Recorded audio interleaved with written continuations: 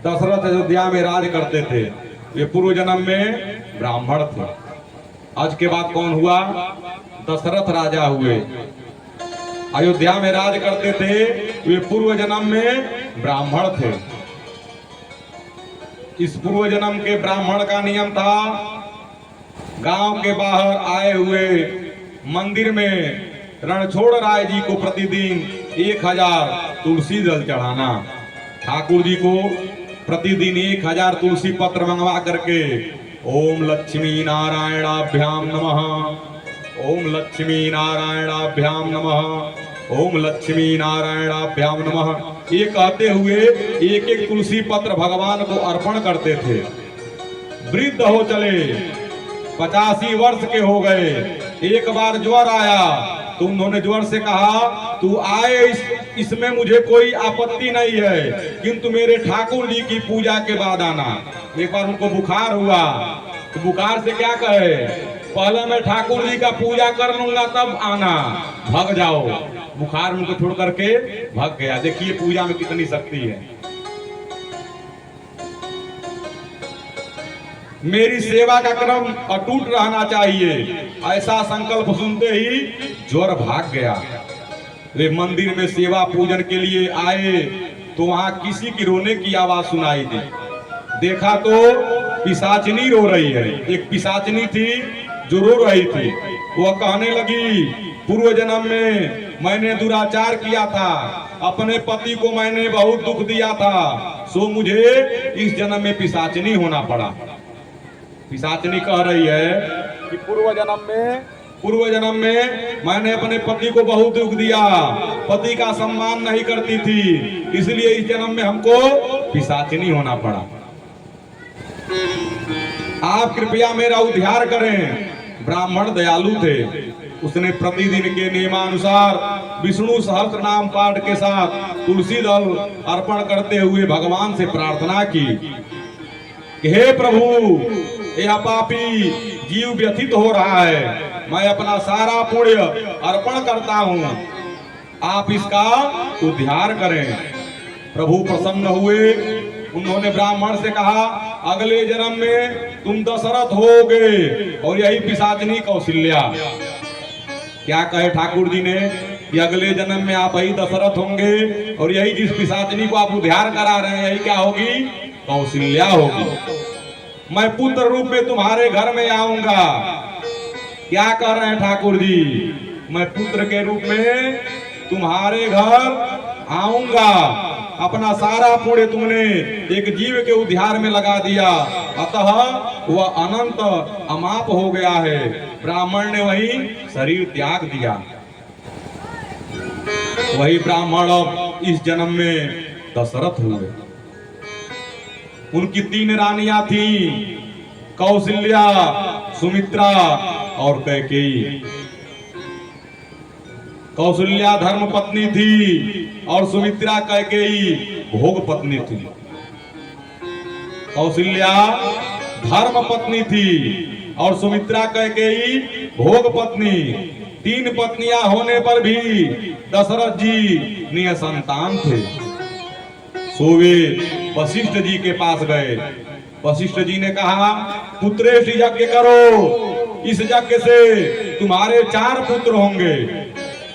वशिष्ठ जी ने कहा, जय दशरथ जी, पुत्रेष्ठ यज्ञ करवाओ, इस यज्ञ से तुम्हारे 4 पुत्र होंगे।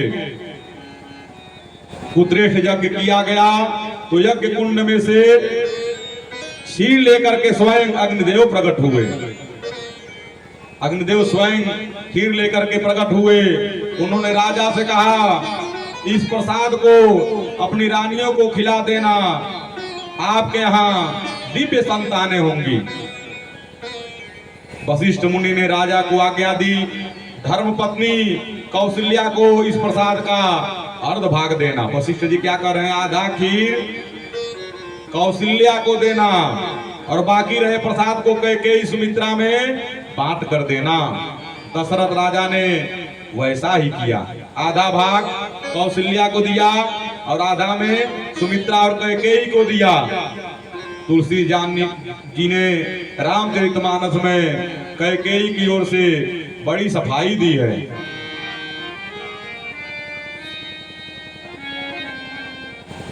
किंतु एकनाथ महाराज ने उसे कर्कशा ही का बताया है। जो पत्नी प्रतिदिन झगड़ा करती है, अपने पति से बवाल करती, अपने पति का सेवा नहीं करती, वही क्या है? कर्कशा है। उसी को क्या कहते हैं? कर्कशा। कर्कश वाणी से पति का अपमान करने वाली स्त्री ही कैकेयी है। कैकेयी ने दशरथ का अपमान किया, झगड़ा किया कि उसे प्रसाद क्यों अंत में दिया गया। अंत में उसी को प्रसाद दिया गया, उसने प्रसाद उठाकर बाहर फेंक दिया। उस प्रसाद को समड़ी गिद्ध जैसा पक्षी उठा ले गई और एक पर्वत पर आई।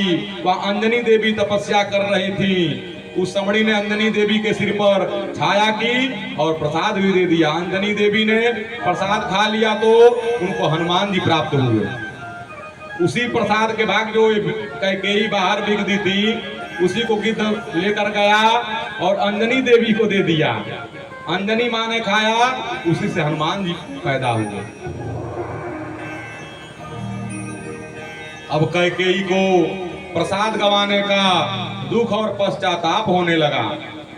कौशल्या बड़ी उदार थी, उन्होंने अपने भाग के प्रसाद से कुछ अंश कैकेयी को दिया। आधा इनको मिला था, उसी में से थोड़ा सा कैकेयी को दिया। सुमित्रा ने भी कैकेयी को थोड़ा सा प्रसाद दिया। इस प्रकार तीनों रानियों ने प्रसाद खाया। अपने घर को अयोध्या सा बनाओ। जहां युद्ध क्लेश नहीं है वही अयोध्या है। जिनके घर में सभी लोग एक साथ हैं, एक छत के नीचे हैं, एक साथ भोजन करते हैं, एक साथ हर कार्य करते हैं, वही घर क्या है? अयोध्या है। अपने घर को क्या बनाना है? अयोध्या बनाना है।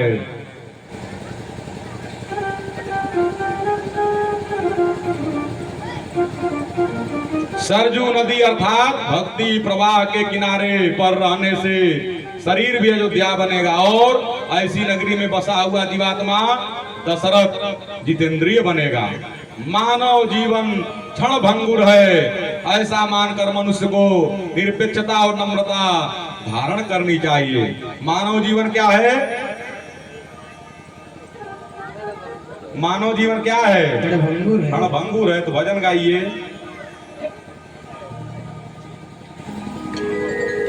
राहों पे नजर रखना,